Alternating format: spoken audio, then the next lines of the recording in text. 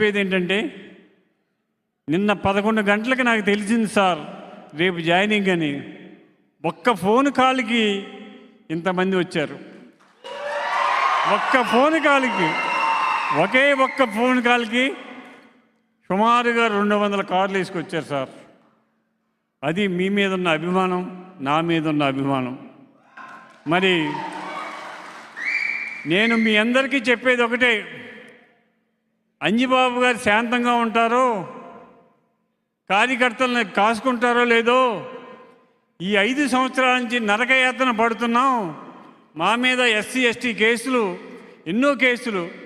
ఇప్పుడేనండి మేము అక్కడ భోజనాలు చేస్తుంటే మచ్చిపూర్ నుంచి కేసు పెట్టిన 14 మంది వెనకాల వచ్చి భోజనాలు చేశారండి, ఏలూరు కోర్టు నుంచి వచ్చి. ఆర్డర్ వేస్తాడు, అలా చేయండి ఇలా చేయండి అని. ఆయనే కర్రుచ్చుకుని యుద్ధం చేసిన గొప్ప నాయకుడిని మనం వ్యవహారంలో ఎన్నుకున్నాం. అది మన పరిస్థితి. ఈ రోజున మీ అందరికీ మాటిస్తున్నా, నా ప్రాణం ఉన్నంత వరకు నేను పవన్ కళ్యాణ్ గారితో జీవిస్తాను, వారి అడుగు జాడల్లో నడుస్తాను. ఎందుకంటే నేను 4 ముఖ్యమంత్రులను చూశాను. నిజాయితీగా పరిపాలన చేయాలి అనే తపనున్న ఏకైక నాయకుడు ఎవరంటే మన కళ్యాణ్ గారు.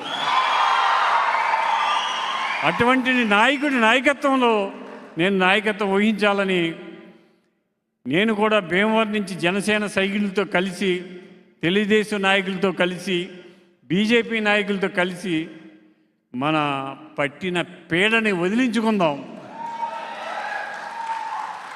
కార్యకర్తలకి, నాయకులకి, అందరికీ ఒకటే మాట, ఒకటే భరోసా. నా ప్రాణం ఉన్నంత వరకు నా కార్యకర్తను కానీ, నా నాయకుడిని కానీ ఏగ వాలిందంటే అవతల వాడు ప్రాణం తీసేదాకా నిద్రపోను. అంతేగాని అంజిబాబు శాంతమూర్తి ఏమీ చేయడు, తిట్టినోడిని తిట్టడు, కొట్టినోడిని కొట్టడు అని అనుకుంటున్నారు. మనల్ని కొట్టిన వాడిని ఒక దెబ్బ కొడితే వాడిని 10 దెబ్బలు కొడతాను. దాంట్లో ఏమాత్రం సందేహం లేదు. నా ఆశ, నా ఆలోచన మంచి నీతివంతమైన పాలన రావాలి. ఆ పాలనకి కళ్యాణ్ గారి నాయకత్వం వహించాలి. ఆయన నాయకత్వంలో మనమందరం కూడా సుఖంగా, సంతోషంగా ఉండాలని ఆయన తపన. నా 2 సార్లు కలిసినా కూడా ఒకటే, ముఖ్యంగా యువత గురించి కళ్యాణ్ గారు పడే తపన నేను ముగ్ధున్ని అయిపోయాను. ఒక్క యువకుడు కూడా ఖాళీగా ఉండకూడదని చెప్పిన నాయకుడు ఎవరంటే కళ్యాణ్ గారు. మరి జనసేన సైన్యం అంటే మొన్న మా ఇంటికి వస్తే నన్ను కూడా లోపలికి వెళ్ళలేనంత జనం వచ్చేసారు. అది జన సైనికులంటే.